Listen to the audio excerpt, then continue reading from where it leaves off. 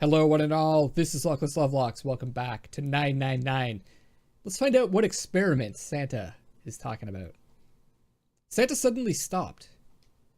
There was this experiment some scientists did with rats. First, they took a squarish C-shaped tank and filled it with enough water that the rats could drown in it. The tank has two exits. Just to make it easy, we'll call one A and the other B. I love these scenes. They just add so much flavor to the story. Exit A is pitch black, so dark even a rat can't see anything. But exit B is electrified, which means the rat can't leave through it. So, what would a rat do if it was put in this situation? Which exit would the rat choose? There was a moment of silence after Santa posed the question, and then Ace responded. B, of course. The rat has no way of knowing that exit B is electrified. Exactly. The rat goes to exit B. I think this has more to do with the Nonari games than we're first led to believe. Of course, like I said, it's electrified. Which means the rat can't get out that way. So, after a lot of trial and error, the rat finally finds exit A. I can't say that's very interesting or relevant. It's simply the story of a laboratory experiment. It's kind of what we've been doing with this game, actually. Trying to find the right exit. You're right. It isn't very interesting. Yet. I.e. the right ending. See, these scientists repeated this experiment over and over. I think what we're going to find out is after a while the rats went to the right exit because they communicated telepathically using the morphogenetic field. I assume that's where this is going to go. Using hundreds of different rats over several generations. This produced some surprising results. With each generation, the rats took less time to find the correct exit. Eventually, a rat was put in the tank who instantly chose exit A without even attempting to go to exit B.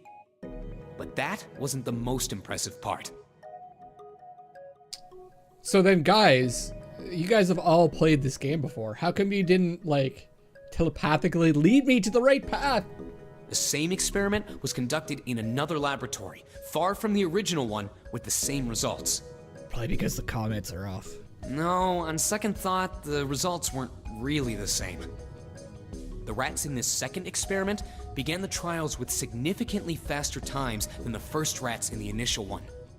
These rats weren't related to the others and had never even come in contact with them. And yet... So are they trying to say that this game, 999, is just a big experiment by the developer to see if we'll find the right path? Communicating through these morphogenetic fields? They all easily found their way to exit A as though they already knew. Are the developers studying us? What did it mean? They're collecting data on us? Are you suggesting something like telepathy? They were passing information to one another through some undetectable medium? Ace looked skeptical. Santa snorted at him. How the hell would I know? I'm not any kind of scientist. I don't know what made him do that. I'm curious to know because you guys were telling me that some of the stuff in this game is actually true. Is this experiment true? But I do know that story's true. And if you've got another explanation, I'd sure love to hear it. Come on, let's get going. There's still a lot here we haven't checked out. And we gotta get the hell out of here before June passes out. It could be, if that was true, it could be a genetic thing, right? Could be just passed down and eventually became instinct. But that would be my guess. Let's take all the magic out of it for you guys. Without waiting for a response, he turned around and started walking. Junpei, however, wasn't quite ready to leave the topic alone. Hey, wait. There's something I want to ask you. What? Santa stopped and turned around. Why did they use that tank for the experiment? Huh? Well, I mean, it seems like you could conduct the same experiment without the water. They could have just used a dry box, you know? If they needed to motivate the rats to escape, they could have, I don't know, Put some bait by exit B or something. I mean, do they really have to make it so the rats can drown? Tete gave a grim bark of a laugh. You know, the word emergency comes from the same root as the word emerge. Huh. You ever think about that? Huh? Well, an emergency is something urgent, often something dangerous. And to emerge means to sort of come out, or appear, or rise out of something else. So what's going to emerge in an emergency? Inspiration. Wasn't there the door in the second ending that we got? Didn't it say emergence on it? That's pretty cool that it's coming back. It's going to emerge in an emergency. Inspiration. Inspiration? Yeah. Think about it. When the chips are down, either you crack or your mind focuses and pulls up what you need. So in an emergency, your real potential emerges. Is that what you're saying? Yeah. That's why the rats had to drown.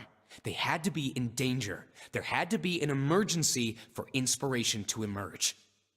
Oh. Junpei suddenly felt cold. The back of his head was aching and his stomach felt strange.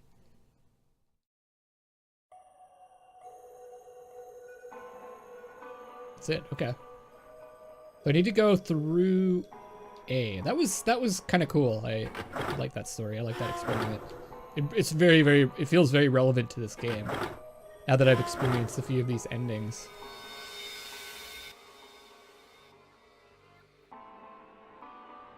So I think it's over here, right? Is this it? There's a pair of boxes here.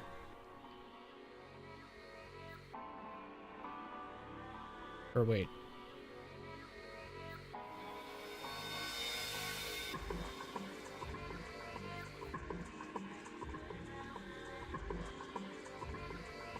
So confused. Oh, here it is. Ah, control panel for something. What kind of machine? Maybe a control panel. Gotcha. Maybe this hole is where the control panel goes. Well, there's only one way to find out. In you go. Pretty obvious. Dude, you did it! Everything looks alright. Okay, but what do we do now? Why don't you press the button next to it? The orange one? Yes. It's funny, Ace looks like he already knows what to do here. Alright, I'll do that. Pushing. Shing, shing. Sweet! All sorts of lights are lighting up on this thing. No idea what it means, but they're lighting up. And oh, yes, I think I just heard something turn on. Oh! What's that? What happened? Junpei, look, the conveyor belt's moving. Conveyor belt? Well, I guess it's done moving now. There's still a bunch of coal on the belt, though. It looks like a bunch of it got dumped off the end of the belt into that wooden box where we found the control panel. Coal. Coal, huh? Okay, let's grab this box. Wooden box full of coal. Guess there's really only one thing we can do with this stuff. Eat it, because we're hungry. How did I get to this one? This is the bottom of the massive boiler. Yeah. Let's get the coal in there. There's a hole that'll let us put coal into the furnace. Maybe if we can get some coal in there and set it on fire. Alright, that's the last of it. No coal left in the wooden box. And nothing. Great. Well, I guess I should have expected that. Why would just throwing coal into a cold furnace do anything? Ah well, a man can dream. Junpei, explain it to me again. You're planning to stoke the furnace with coal, which will heat the water stored up there and make steam, which will then drive something else. Am I correct? In other words, you want to generate enough pressure with the steam to power the turbine, and drive the steam engine, right? Yeah, I guess that's the gist of it. Well, in that case, this isn't enough coal. This furnace is enormous. So we're gonna need a whole hell of a lot more coal than this. Very well, then if the three of us work together, then we should manage to fill it much faster. I want to help too. Man, I totally didn't even see her walk up. Because she's a ghost. Maybe. Are you feeling up to that? Yes. Yeah, right. You look like you're one stiff breeze away from falling over, June. I think you'd better rest some more, alright? But no arguing. You need your rest. So you just stay there. We'll handle this. Okay. I understand. Alright. Time for some manly work. Let's get this coal into those furnaces.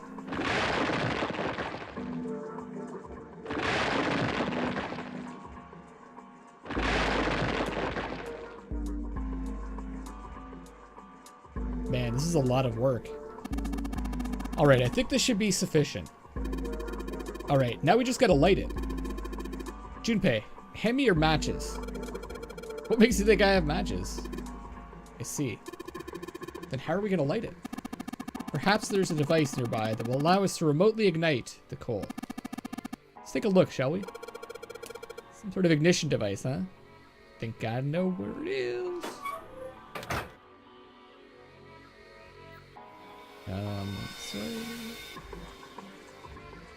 Stairs.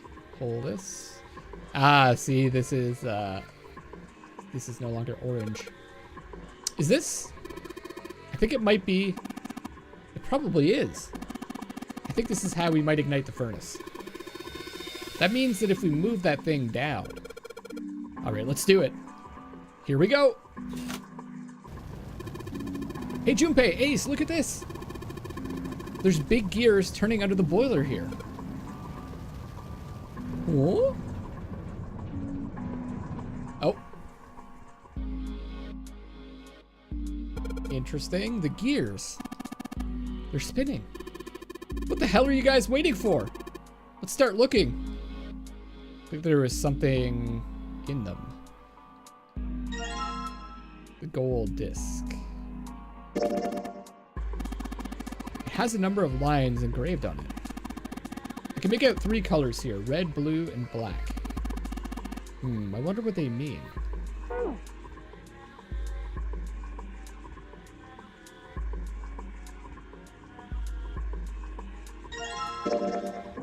Bronze disc. Okay, we can't combine them. Let's get all of them and then take a look.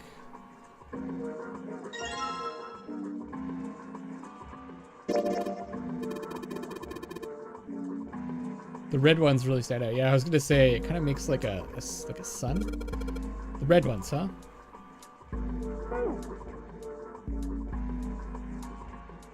Okay, how do I? There we go. It looks like this thing unlocks the door. There's a depression here that looks like it's the outline of 3 circles. Got it. Maybe if we put these 3 discs we found into this thing. Well, there's only one way to find out. Let's stick them in. Huh? That's odd.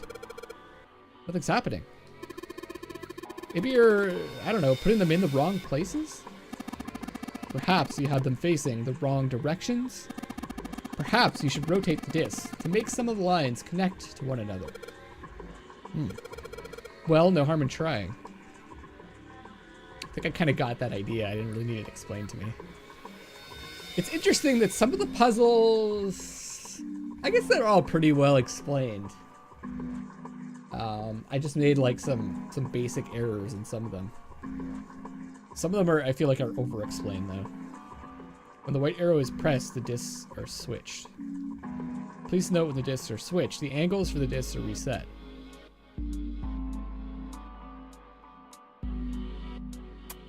Oh, I see. Okay.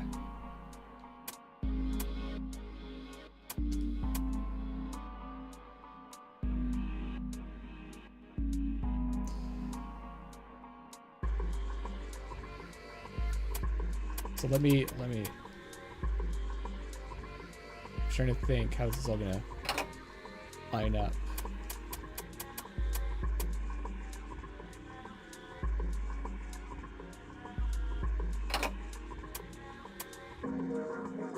That doesn't really work.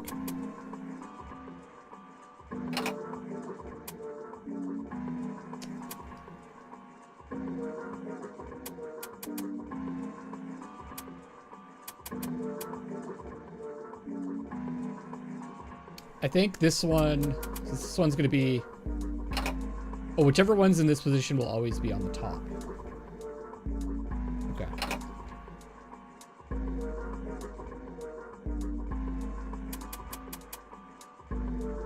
That doesn't really work.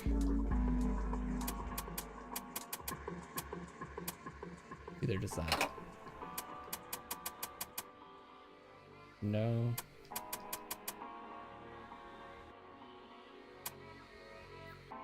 No.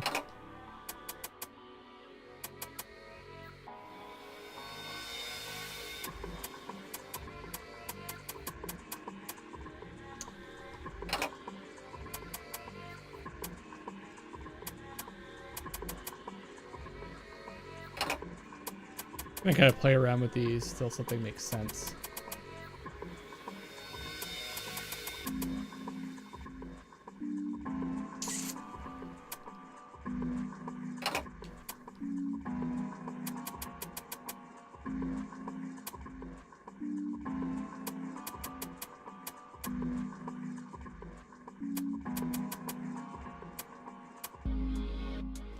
Getting a bit closer.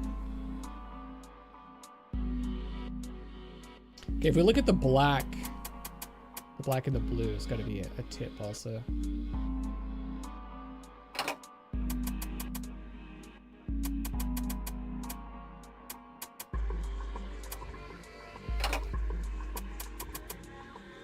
Ah, I think this might be it. Nice. The red lines on these discs. I think maybe I can make a star polygon with these. Or a, you know, sun, star polygon, whatever. Nice.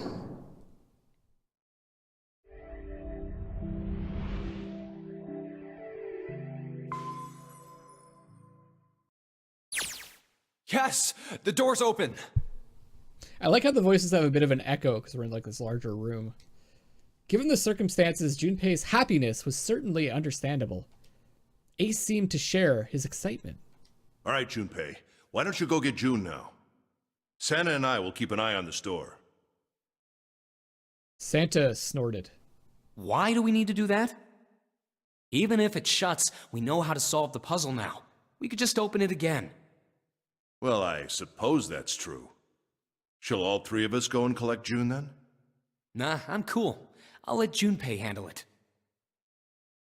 He still seemed irritated by something, however, and sat down on the stairs petulantly. So are you only interested in being contrary? Ace sighed and, with the air of a long-suffering parent. All right, I'll go get June. I'll be right back. He gave a quick nod to Ace and Santa and dashed off down the stairs. How's she doing? Before long, he was back on the first floor, next to the conveyor belt, and June. Oh, Jumpy! As he drew closer, she stood up, slowly. Are you okay? He did his best to sound calm and nonchalant, but there was no hiding the genuine concern in his voice. Yes, I'm fine now. I'm sorry I made you worry. June blushed. He wasn't sure if she was embarrassed or still feverish. Let me check. Just to make sure, he reached out and put his hand against her forehead. Good. You're feeling a lot better. She was feeling far less warm than she had earlier, but still wasn't down to what seemed normal to him. Are you sure you're all right? He had to be sure. June gave him a look. Oh, you're such a warrior, Jumpy. She looks more upset than happy with us. Oops, I mean, warrior. June giggled. He wasn't sure if she'd just made a joke or not, but seeing her smile again made Junpei feel at ease. If she was well enough to smile and laugh, then she really was feeling much better. He gave her a friendly poke on the forehead. All right, let's go. A friendly poke on the forehead? I'm just trying to think of what that would look like. Can't quite picture that. The only thing I can think of with like a poke on the forehead is like an annoying poke on the forehead. Go where? Oh, right, I didn't tell you. We got the exit open, so... Great! Let's go! June clasped her hands and nodded urgently.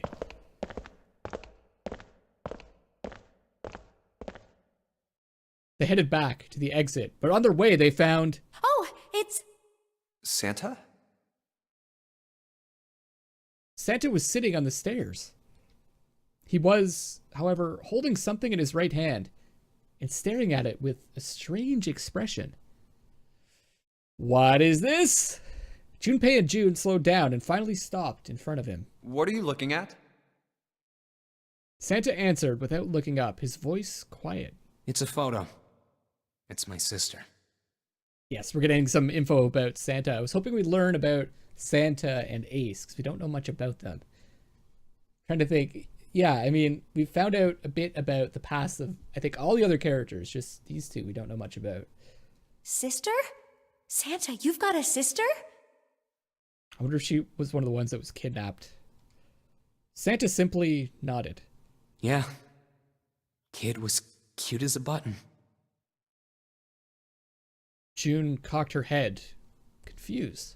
She was only about an inch tall then? Santa glared at her. Oh, sorry. I guess an inch is a little large for a button. Probably more like a half inch.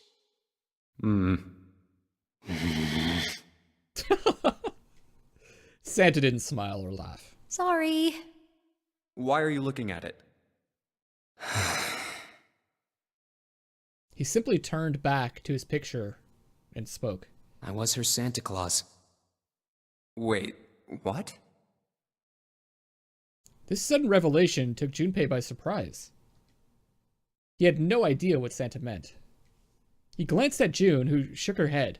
She didn't know either. We didn't have parents. They bought it in an accident when we were still kids.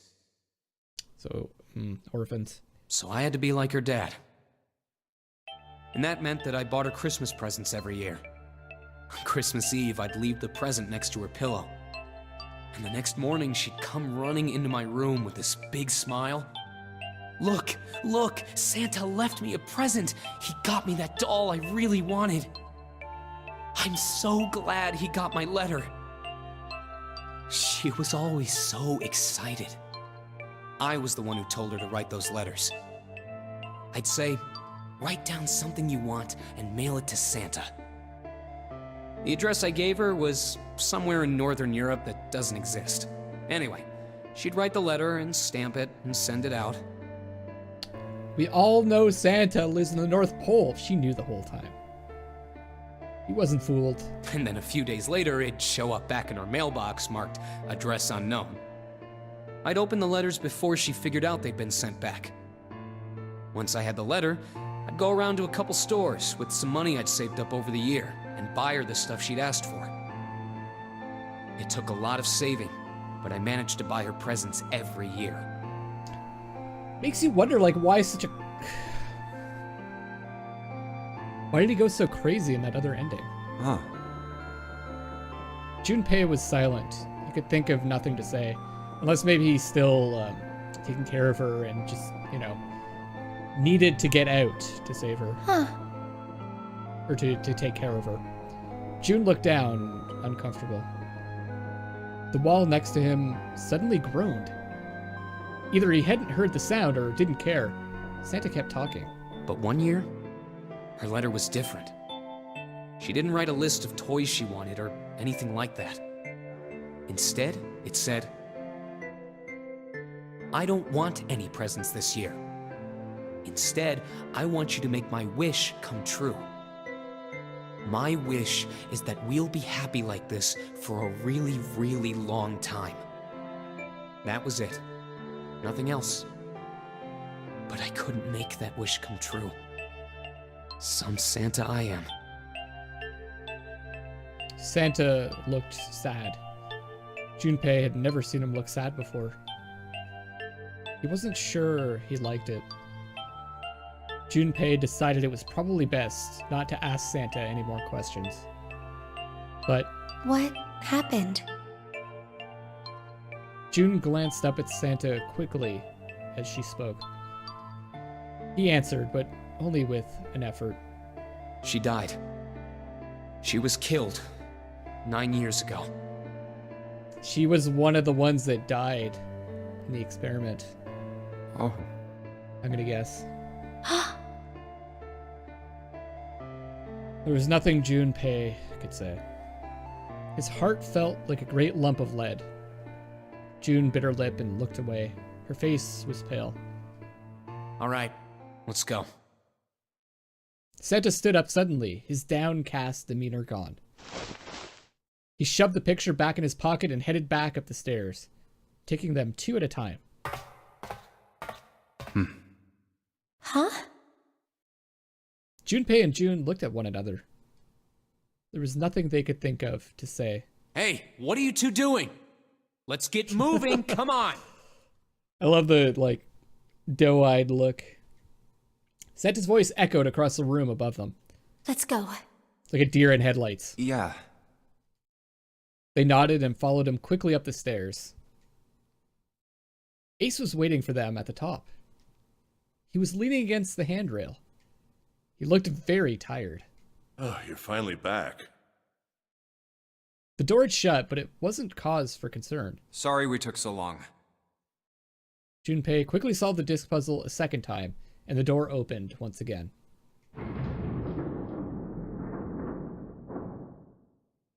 Let's go. In single file, they walked through. After walking for nearly 15 feet, they found themselves in front of a metal door. It opened easily enough, and they passed through it as well. A new room stretched out before them.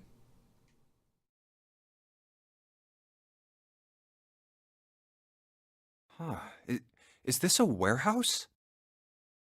No, I believe this is the cargo room. This must be where they store all of this vessel's freight. There are wooden crates everywhere.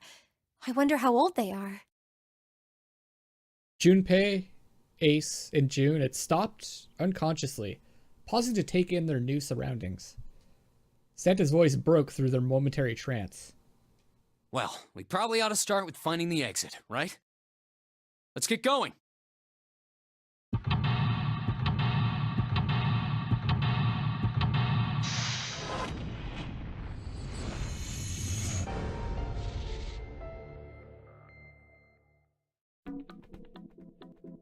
And we'll seek a way out of the cargo room on the next episode. Thank you so much for watching. This is Luckless Lovelocks signing off for now.